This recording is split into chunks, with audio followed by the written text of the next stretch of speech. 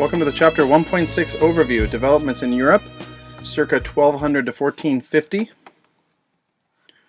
The essential question: how did the beliefs and practices of the predominant religions, agricultural practices, and political decentralization affect European society from circa 1200 to 1450? So again, we're looking for keywords in the question that will help us determine what to focus on. And you might notice here the word effect. That is a causation word. So remember, causation includes both cause and effect. And in this case, it focuses mainly on effects.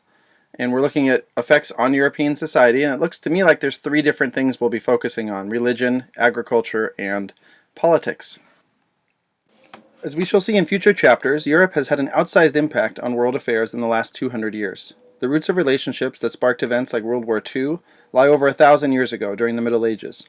So what happened in Europe following the collapse of the Roman Empire has directly influenced us today.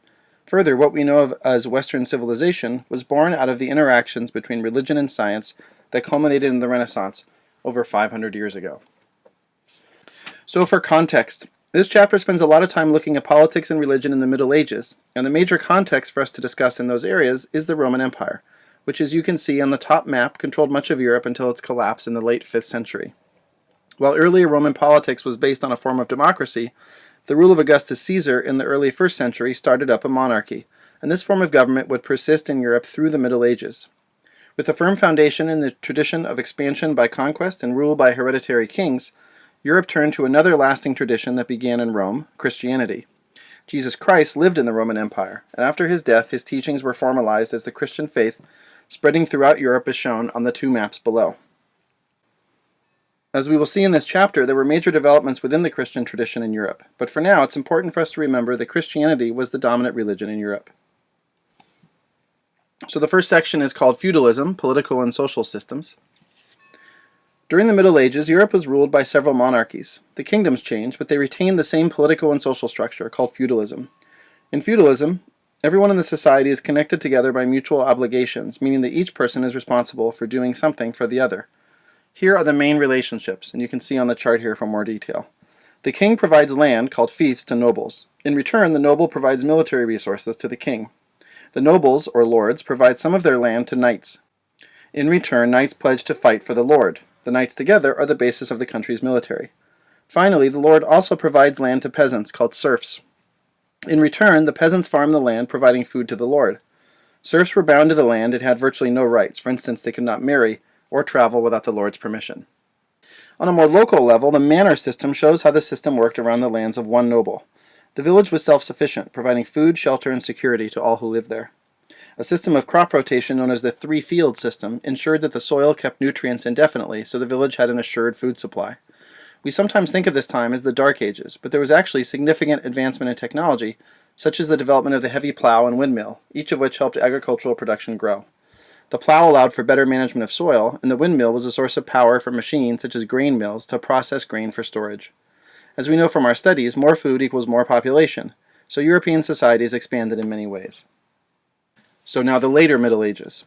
During this time period, kings consolidated their power by gaining more and more control over instruments of government, such as the bureaucracy. This created growing conflict with the Catholic Church over the limits of the king's power. In France, the bureaucracy was headed by an advisory body called the Estates General, with representatives from the nobility, clergy, and commoners. Since commoners were the only ones taxed, the upper classes had little investment in the government, a problem that would resurface later. After the fall of the Roman Empire, an effort was made to revive a strong Christian empire in Europe. The Holy Roman Empire officially began in 800 with the crowning of Charlemagne, but did not see the full glory of its classical predecessor. Frequent conflict between church and state over the balance of power is best illustrated by the lay investiture controversy, in which kings sought the authority to choose and empower bishops. The church succeeded in preventing this challenge to its religious authority in Europe, but the Holy Roman Empire gradually weakened until its final conquest by Napoleon. Finally, in England, a centralized monarchy took shape after the Norman conquest, but nobles resisted the growing authority of the king, and in 1215 issued a landmark document, the Magna Carta, that shifted power from the king to the nobles. This process continued with the creation of two houses of parliament, and over the next several centuries, England was a model of limiting the power of a king and reserving control of government to the people and its representatives. The idea that the government works for the people would see its full expression during the Enlightenment, which we will discuss in a future chapter.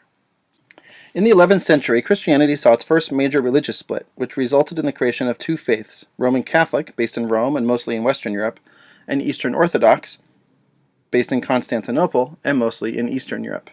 As you can see on the map here on the right, so the purple would be the Roman Catholic, primarily Western Europe section, and then in the yellowish here we have Greek or Eastern Orthodox Christianity.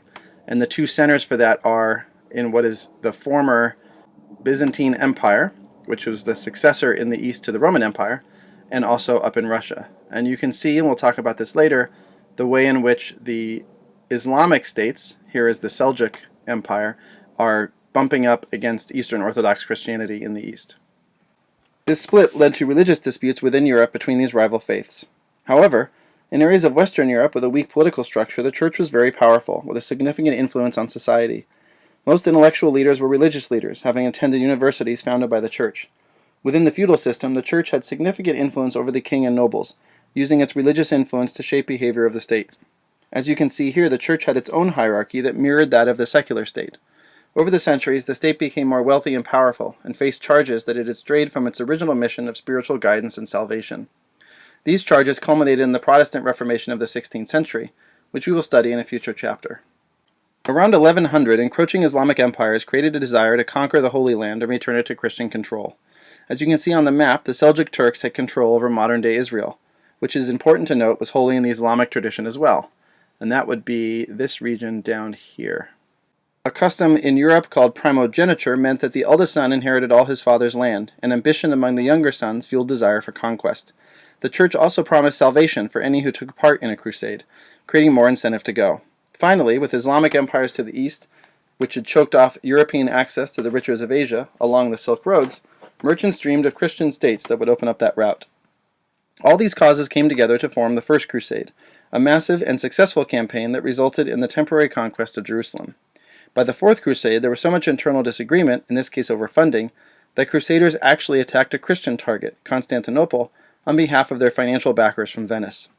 The Crusades did not result in long-term European political success, but they did create some intellectual connections between East and West that would help to fuel the Renaissance later. Overall, the economy grew fairly steadily during the Middle Ages. We have already discussed agricultural technology, and increasing trade connections, partly inspired by the travels of Marco Polo, brought more money into Europe. While the feudal structure remained, these resources led to the development of a small but significant middle class made up of merchants, shopkeepers, and small landholders. Their purchasing power helped to further spark economic growth. Another feature of an expanding economy was the growth of cities, known as urbanization. Cities rely on surplus agriculture to provide food for residents who do not farm themselves, so the trend slowed down during the Little Ice Age, when cooler temperatures reduced agricultural productivity. Less food and more unemployment led to social unrest, and in many cases Jews were blamed for Europe's problems. Since their expulsion from the Roman Empire in the 1st century, Jews had settled in many areas of Europe, predominantly around the Mediterranean. For a time, the Catholic Church had a policy prohibiting money lending, and at times Jews filled this role. Economic crisis awakened latent anti-Semitism, and as we can see on the map below, Jews were expelled from northern and southern Europe on several occasions, often settling in Eastern Europe. Also in Eastern Europe, the expansion of the Ottoman Empire, which we will learn about later, brought Muslims to the Balkan countries. Discrimination persisted, but contacts with Muslim states also opened up trade connections. Finally, women did not enjoy high status in European society except in religious orders. Some women belonged to trade organizations called guilds, which gave them some economic influence, but in general we would certainly call European society during the Middle Ages a patriarchy. The term Renaissance literally means rebirth, and from the European perspective, this time period saw the rebirth of classical Greek and Roman culture and knowledge. As we have seen in previous chapters, Greek and Roman traditions were not lost entirely, but maintained and built upon by Islamic scholars. Islamic rule in Spain and expanding trade connections brought Europe into contact with these ideas, and writers like Dante and Chaucer applied them to their own society. The Renaissance is also famous for visual artists like Michelangelo, and for multifaceted scholars like Da Vinci.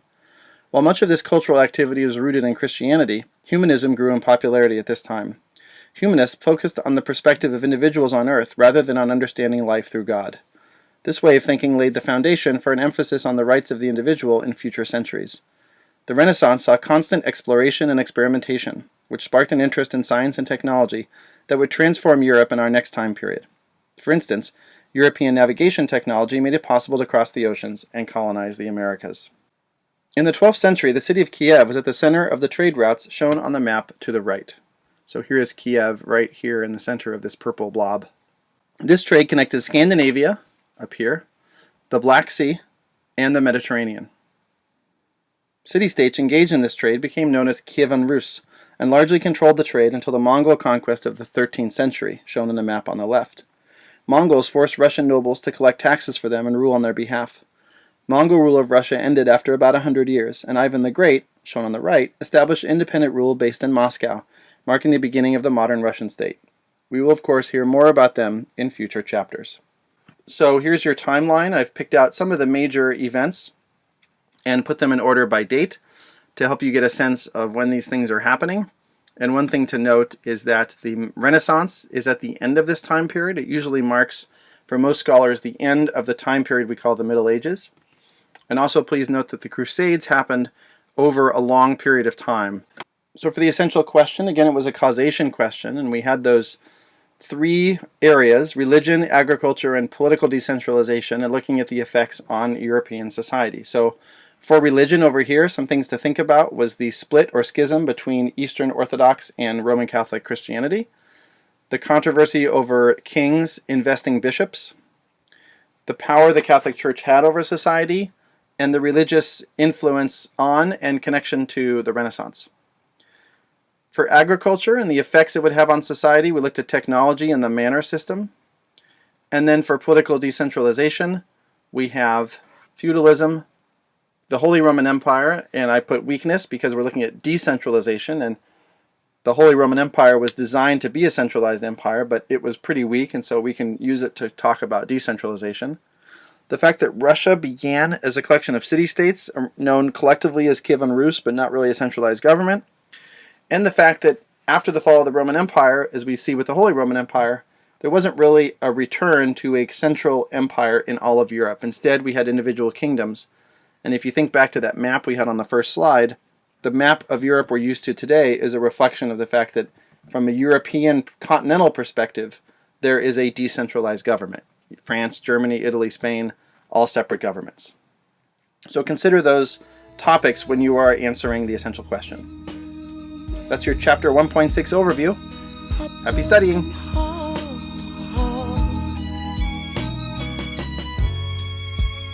How can you stop the rain from falling down?